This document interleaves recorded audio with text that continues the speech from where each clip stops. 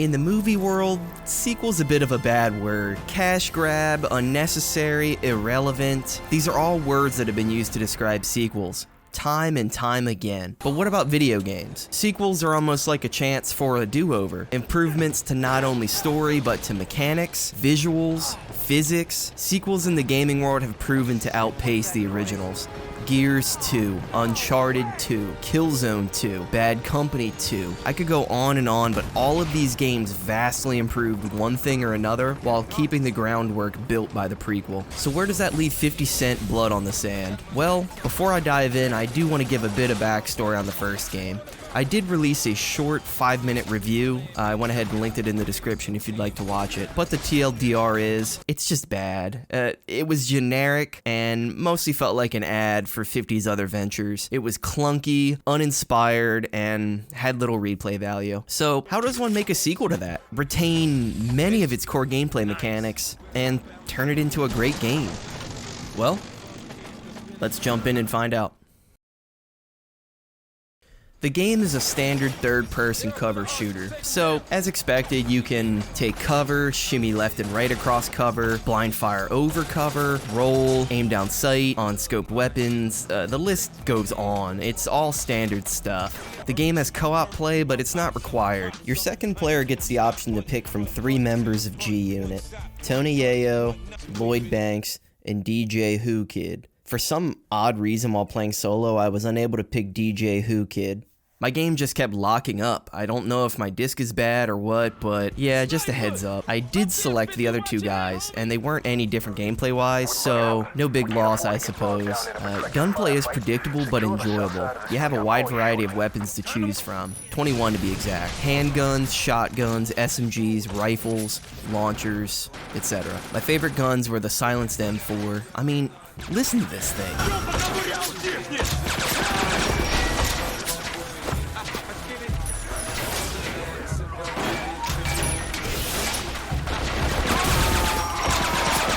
Sounds awesome, right? The scope sniper rifle. I loved how enemies would ragdoll after you hit them. It's just fun. It's nothing special or groundbreaking, but seeing enemies fly through the air from an explosion never got old. You can carry one of each category of weapon, and each category is color-coded. So, gray for handguns, blue for SMGs and shotguns, yellow for assault rifles, and red for launchers and snipers. These colors match the colors on ammo boxes throughout the world, and are easily recognizable from afar. It just keeps it simple. I like that. In addition to gunplay, counter kills are an option and they return from bulletproof. They have vastly improved, and thank you. Stamina is not required to pull them off like in the first game. You can choose a playlist of the ones you want to see, unlike the first game where it just chose whichever one it would show you. They also require player input, so each time the ring shows up on the screen, you're expected to press B to perform the next action. It's such a small change, but it really does make a huge difference in interactivity. Most of the game takes place on foot, but there are 3 missions that break that mold. 2 missions you're driving a Humvee while your partner is the gunner, which was a bit of a bummer playing solo. I was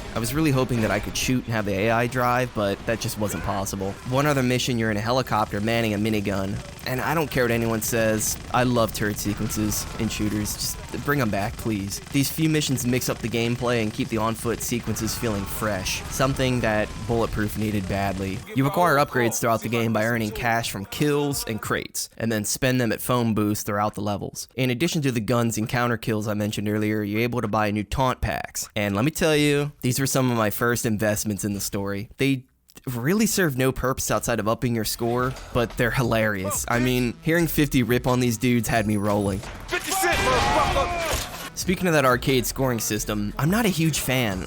It does add to the replayability of the game, competing with people on the leaderboards, but it doesn't do it for me. I've never been a huge fan of arcade scoring systems in games like this anyway, but I'll explain it. Headshots, taunts, killing certain classes of enemies, killing enemies in a certain way, hitting checkpoints, completing challenges, they all contribute to your overall score. But the bar at the top you see here, this is your multiplier, and how you really rack up the points. I found keeping this bar going for very long was pretty difficult, and there are plenty of places in the game where you're not really shooting or doing anything at all except walking to the next shooting gallery. Again, not a huge fan, but it's a harmless addition. The game does throw interesting challenges at you, like killing a certain type of enemy, and they'll be highlighted, so it's really hard to miss them. If you complete these challenges, in addition to more points, you'll receive some sort of reward. It could be hand grenades, sticky grenades, or my personal favorite, new ammo types. I didn't get to play around with incendiary ammo very much, but explosive ammo, whew.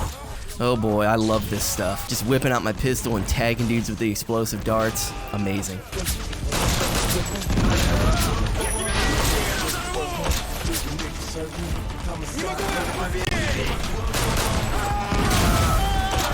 There's also a rage mode, which they've called gangsta mode, which I honestly didn't use too much. It never felt like a requirement to advance, more so a neat novelty and some eye candy.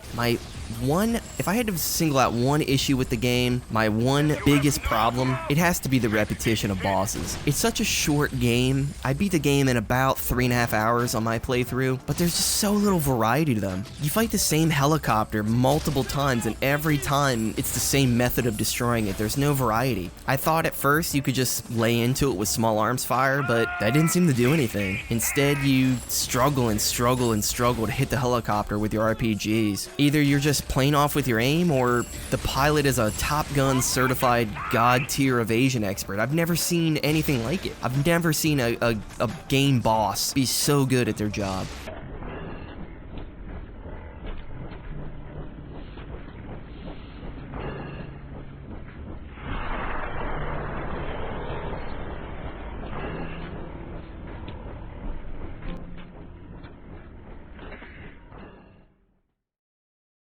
Up until this point, I haven't really talked about the story. I'm gonna go ahead and quickly run through it, describing it step by step. So this is your first and last warning. If you'd like to skip past this bit, skip to this point in the video.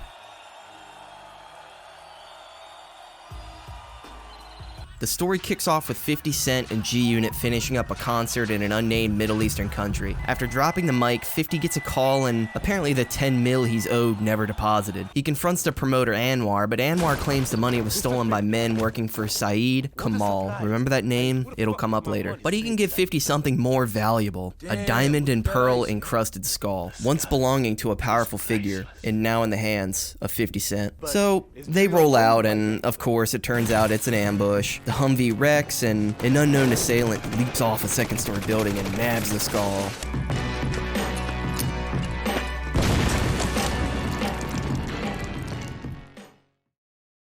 Afterwards, we fight through the streets and we meet up with Anwar again. He informs us that Saeed Kamal's men took the skull, and the mysterious assailant is Layla, his right-hand woman. Anwar tells us that he knows a gun dealer named Raul that will sell us weapons. So we meet up with Raul. He informs us he can sell us whatever we need, and he gives us an eerie warning. Trust no one. Pay attention, that'll come into play shortly. We call up Anwar, who is of course at a strip club owned by a guy named Eddie. 50 heads over there and shows off his people skills. Where's your boss, bitch? Then we're introduced to Eddie. After a short conversation, it turns out Kamal screwed over Eddie too, and he wants revenge as well. So Eddie tells us that Kamal is held up in a mall somewhere. We finally get our first look at Kamal, who, well, he seems a bit unhinged. Where is the fucking American? We're trying to find him, sir. No one is going to fuck this up for me. Afterwards, we meet up with Derek Carter, a mercenary who plans to steal a shipment of gold from Kamal and needs 50's help. He states he'll help 50 out on his mission if he helps Carter out. They agree to split the amount 50-50 and we head out again. So, after some fighting, once they get to the truck full of gold, Carter, of course, double crosses us. Trust no one. So after a helicopter boss fight, we continue on through the desert. 50 finds out Kamal is held up in a theater, so Eddie decides to send some girls over as a distraction, so 50 can slip in undetected. For some bizarre reason though, Eddie had bombs planted on the bus, blowing 50's cover. Okay. So, as we continue, we catch up to Layla and Kamal arguing. Kamal claims to be a god. Layla calls him an asshole. After more generic bad guys speak and another awful helicopter boss fight, Raul picks 50 and Layla up. Turns out, Wilder has Layla's family held hostage and she wants 50 to save them. So, after they share a awkward kiss, we meet up with Anwar again. And it turns out, Anwar is working for Wilder. Trust no one. So, moving along, we then fight Anwar, who dies pretty, well, unceremoniously. So after this whole mess, 50 finally confronts Wilder, and it turns out Layla was working for Wilder this entire time. Trust no one. And then Layla betrays Wilder. Trust no one. And so, after another helicopter boss fight, we're at our final mission. We're driving the Humvee, chasing down Layla, who has the skull. After turning her truck into Swiss cheese, we grab the skull, and then... 50. 50. I'm sorry, honey. Wait!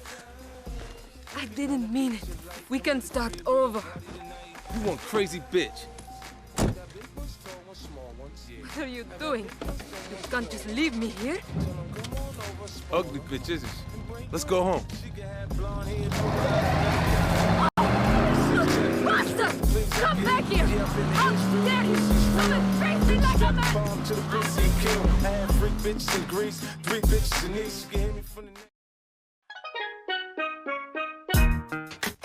Well, that's 50 Cent Blood in the Sand. If you couldn't tell already, the story isn't exactly Shakespeare, but that's not really the reason you play a 50 Cent game though, right? I played this on the Xbox 360e, but it is backwards compatible with the Xbox One and the Xbox Series X, not the S. For licensing reasons, I can only imagine it's a disc-only title. And well, it's not cheap to get your hands on nowadays, unfortunately, due to this. And I think that sort of plays into the biggest issue: the poor sales. The game was released in February of 2009, and by April it had sold a measly 26,000 copies. That's pathetic and really sad. Bulletproof sold hundreds of thousands by that stretch of time. Blood in the Sand is the far superior game in terms of everything, really. 50 Cent had planned a third game, but due to poor sales, the project was shelved and Swordfish Studios went out of business. If this game is any indication, I would love to play a third game. I enjoyed every hour of my time with this. And if you can find it cheap somehow, buy it. $20 to $30? Definitely. 50 Cent Blood in the Sand is a fun, short romp in the desert from a bygone era of video games. I didn't want the game to end, and that's the best compliment you can give any piece of media. Blood in the Sand is a classic, and I recommend it. Withdraw all funds. Oh, I do my banking online.